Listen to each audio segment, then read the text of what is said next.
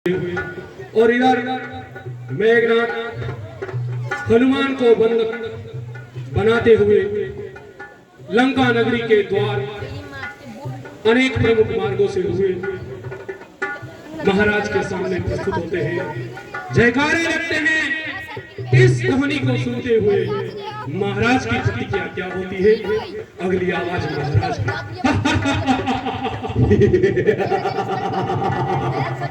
विजय विजय हो गया हमारा पुत्र मेघनाथ विजय रूपी व्रत में आरूढ़ हो के आ रहा है। जय शंकर की, जय शंकर की। आओ पुत्र मेघनाथ आओ। प्रणाम काकाश्री।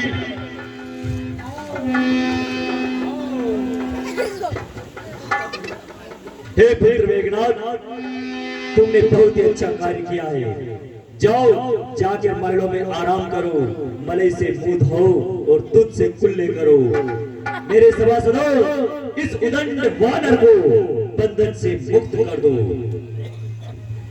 महाराज मैं अभी आराम करने के मूड में नहीं, मैं तो देखना चाहता हूँ इस साहसी वानर को अपने दरबार में क्या सजा मिलती है।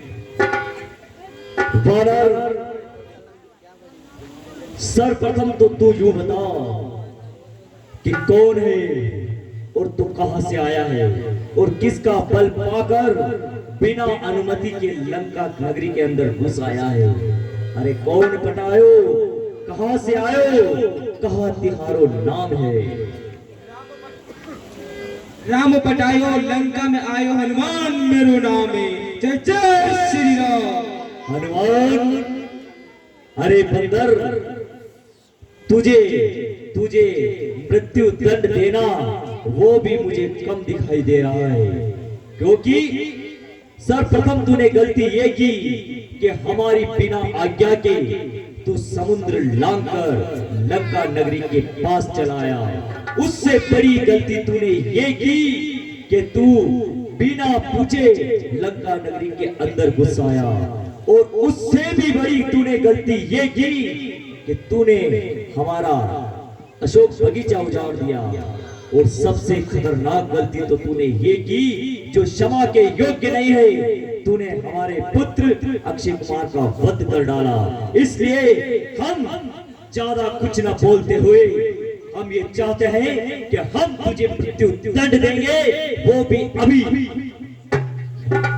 ठहरिए दशानन ठहरिए। हे प्रताश्री आप इस तुच्छ वानर कर क्यों अपनी कीर्ति कलंकित करना चाहते हो। कहो विभीषण तुम क्या कहना चाहते हो। तो है लंकेश आप इस वानर को मारकर क्यों अपनी कीर्ति कलंकित करना चाहते हो। ये तो एक राजा का दूत बनकर यहाँ आया है और तुम इसे यहाँ मार दोगे तो उसे क्या पता चलेगा कि हमारा दूत कहाँ गया था और किसने उसे मार दिया।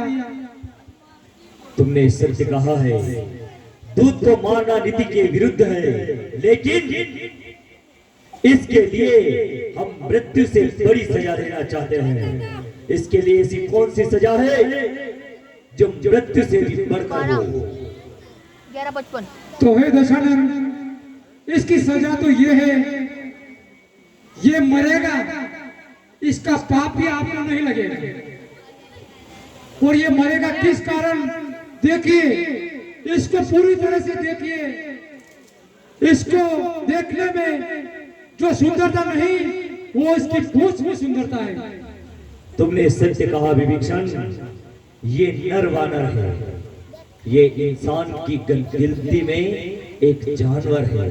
और जानवर के जब पूंछ होती है वो अपने मालिक के लिए कोई अच्छा कार्य करता है तो ये पूंछ हिलाकर बड़ा इतराता है। इसकी पूंछ के अंदर आग लगा दो। जब पूंछ ही नहीं रहेगी तो ये शर्म के मारे इस समुद्र के अंदर डूबकर अपनी जान दे देगा। लगा दो इसकी पूंछ के अंदर आग लगा दो, इसके लिए मृत्यु दंड से बड़ा दंड होगा। जय शिव।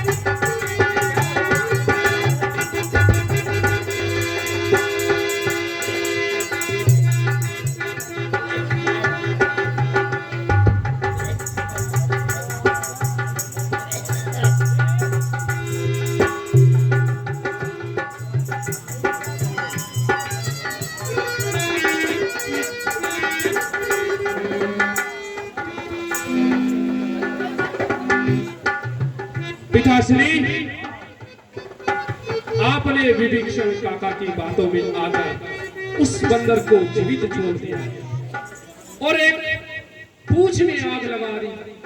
काका विभीषण को भी उस बंदर से इतना क्यों प्रेम उमड़ रहा है कि उसको मृत्यु दंड देने की बजाय। पुत्र मेघनाथ, विभीषण की बात हम नहीं मानते हैं, लेकिन हम तुम्हारे पिता होने के साथ साथ एक राजा भी है जो नीति के विरुद्ध है। शत्रु का दूत उसका वध करना नीति के विरुद्ध है। शत्रु का दूत यदि आता है तो केवल जो उसका संदेशा है उसका जवाब दिया जाता है, न कि बल्कि उसका वध किया जाता है। गुस्ताखी माफ महाराज। कोई बात नहीं पुत्र मेघनाथ, कोई बात नहीं, हम तुमसे अति प्रसन्न हुए।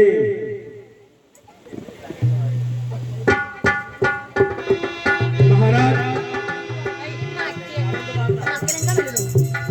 ये लंका नगरी के दक्षिणी छोर में आग की लपटें क्यों उठ रही है? ये दिखाई दे रहा है कि हमारे ये राक्षसों के बच्चे, ये बच्चा बैठा है राक्षस का बच्चा, ये बहुत खुश होंगे जब उस बंदर की पूंछ में आग लगेगी। बहुत खुश होंगे। ये समस्त बच्चे राक्षसों के बच्चे हैं। अपने पुराने वस्त्र जला दिए होंगे।